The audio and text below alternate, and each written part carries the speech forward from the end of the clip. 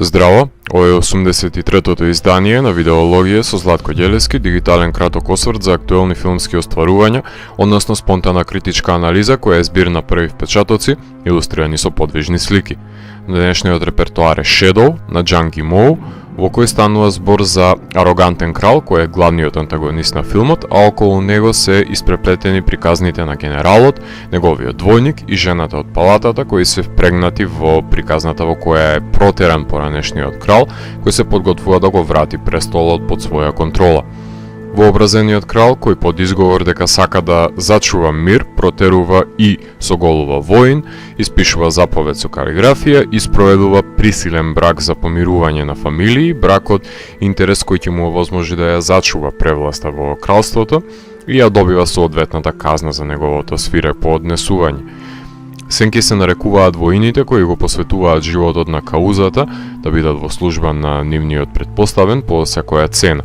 Во овој филм повредениот крал пушта свој двојник во кралските одаи кој ќе го замени во многу сфери.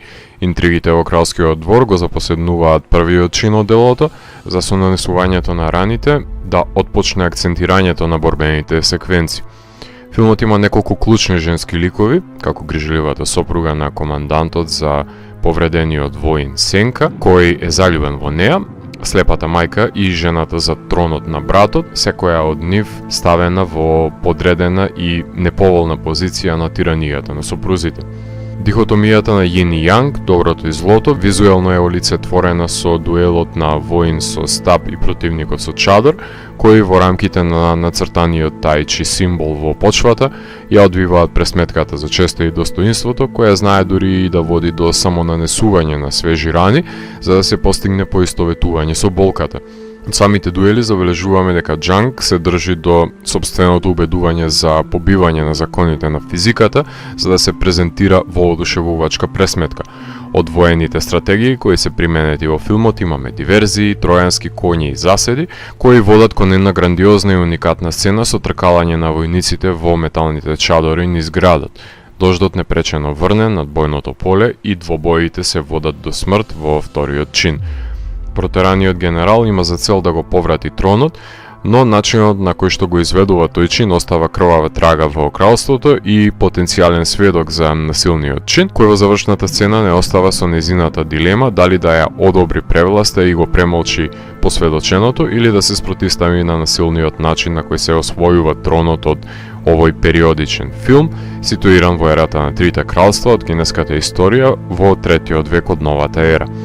Во борбите, црните нијанси се означени како женствени и затоа квалификувани се неколку од борците дека го имаат женствениот допир во овој монохроматски свет кој многу лесно може да го замислите како цртеж во манга. Кулминативни се борбените чинодействија од вториот чин и верувам дека откако телата ќе паднат од заводените сечила, секој би посакал филмот да заврши на висока нота, но Џанг решава во третиот чин да го врати филмот назад, односно да ги отплетка заплетканите нитки кои ги постави во првиот чин, што делува како еден еуфоричен, слободен пат по епските борби. Херојот на филмот е Жиао Динг Џао, кинематографот со кој режисерот соработува по снимањето на House of Flying Daggers до ден денес, кој го подготвува визуелниот специјалитет со умртвените и исцедени бои на продукцијскиот дизајн на Мак Вонг Винг и во сценографијата и костимографијата, за да се постигне ахроматизам во природата и ликовите. Со оваа поделба на костимите на црни и бели нијанси, што соодветствува и на кинеската калиграфија и на символот на Јин и Јанг, добиваме еден лимитиран избор од палетата, кој максимално го искористува режисерот во дуелите, но и во масовните сцени, оркестрирајќи боречка симфонија со помош на кореографот на Kill Bill, постигнувајќи илузијата дека милината за очи е безбојна, снимена во CinemaScope со неговите ред камери, што е адекватен избор за снимање на епски борби исполнети со завојуваните армии. А крвта? Таа е жестоко црвена и тече на сите страни. Успехот на Џанг Имоу во 2000-тите ќе остане ненадменлив во светски рамки. Тој, иако снима одлични филмови уште од крајот на 80-тите години на минатиот век, светот го запозна по Hero од 2002, по кој следуваше House of Flying Daggers од 2004, со кој го дефинираше неговиот вибрантен колорит и парафизички боречки кореографии, за потоа да сними поголем број на филмови кои навидум ја поседуваа визуелната префинетост на неговите естетски наличја, но се обременети со плитки и понекогаш карикатурални ликови, допирајќи го артистичкото дно со The Great Wall.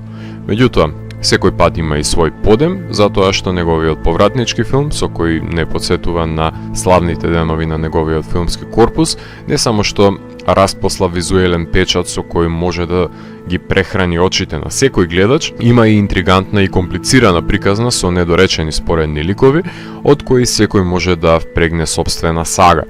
Верувам дека дел од традицијата и културолошките феномени се губат во преводот, па затоа и одредени потфати ми се недоволно воочливи, но јасната дефинираност на ликовите и нивната функција говори дека Џанг повторно ја има земено камерата во раце, со причина да пренесе една поучна фабула против алчност, ароганција и егоцентризам, која предизвикува туѓо страдање, но и со одветен каузален реваншизам за добивање на своето. Изведбата на музиката на Loud Boy се надоврзува на дуелите на кинеските традиционални жичани инструменти, кои се присутни во делото, како уште еден метод на меѓусебен надпревар за себе докажување и победување на противникот. Во овој филм дури има ситерот улога на препознавање на двојникот на кралот, кој не го владее самиот инструмент како претпоставениот. Филмот беше прикажан на филмските фестивали во Венеција, Торонто, Фантастик Фест, Лондон, Бусан, Ротердам и многу други.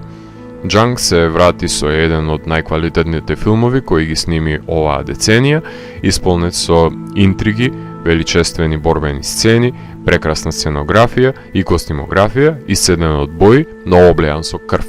Ако морам да го евалуирам, тогаш Shadow од мене има 3,5 од 5.